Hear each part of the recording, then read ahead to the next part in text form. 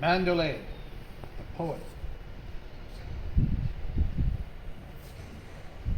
Mandalay is a poem written by Rudyard Kipling, written and published in 1890, and the first collected in Barracoon Ballads and Other Verses in 1892. The poem is set in colonial Burma, then part of British India. The protagonist is a Cockney working class soldier back in grey, restrictive London, recalling the time he felt free and had a Burmese girlfriend, now unattainably far away. The poem became well known, especially after it was set to music by Ole Speaks in 1907, and was admired by Kipling's contemporaries, though some of them objected to its muddled geography. It has been criticized as a vehicle for imperial thought, but more recently has been defended by Kipling's biographer, David Gilmour, and others. Other critics have identified a variety of themes in the poem, including exotic erotica, Victorian prudishness, romanticism, class, power, and gender. The song, with Speaks' music, was sung by Frank Sinatra with alterations to the text, such as Broad, for girl, which were disliked by Kipling's family. Bertolt Brecht's Mandalay song, set to music by Kurt Weill, alludes to the poem. Development. Background. The Mandalay referred to in this poem was the sometime capital city of Burma, which was part of British India from 1886 to 1937, and a separate British colony from 1937 to 1948. It mentions the old Mole Mine Pagoda.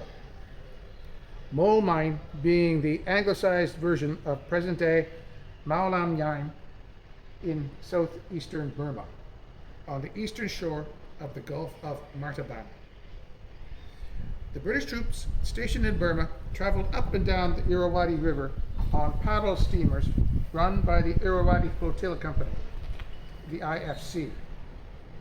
Rangoon to Mandalay was a 700-kilometer, 435-mile trip, and during the Third Anglo-Burmese War of 1885, 9,000 British and Indian soldiers were transported by a fleet of paddle steamers, the old flotilla in the poem, and other boats to Mandalay from Rangoon.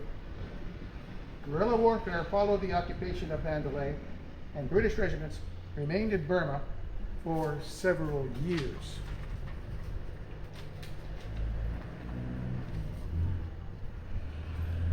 Kipling mentions the Burmese royal family of the time, and her name was Supi Yola, just the same as Thibao's queen.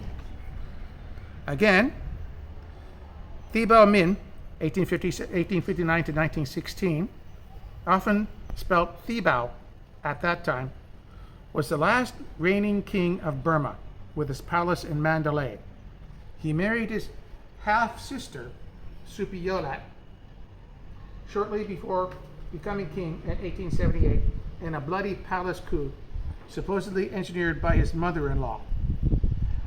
He introduced a number of reforms, but in 1885 made the mistake of attempting to regain control of Lower Burma from the British forces that had held it since 1824. The result was a British invasion that immediately sent Thibaw and Supiyolat into exile in India. So, to the soldier in Kipling's poem, his and her names are familiar as the last and very recent royalty of a British colony. Writing. Rudyard Kipling's poem, Mandalay, was written between March and April 1890, when the British poet was 24 years old. He had arrived in England in October the previous year, after 7 years in India.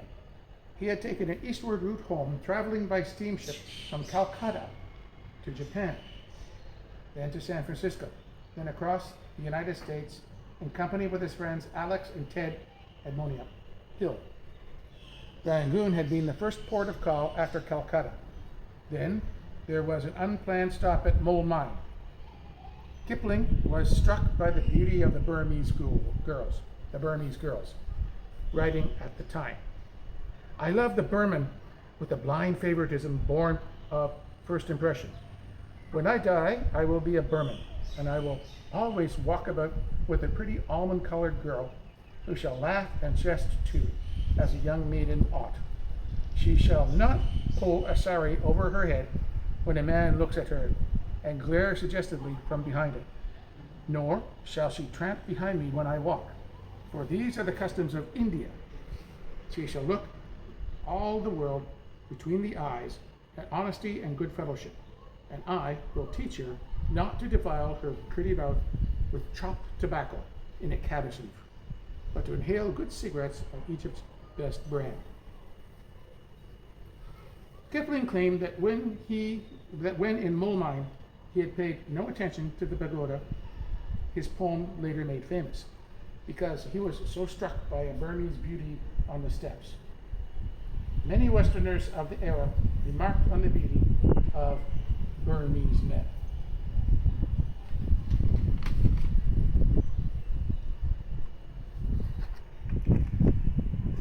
In the poem, it refers to the sun rising out of China.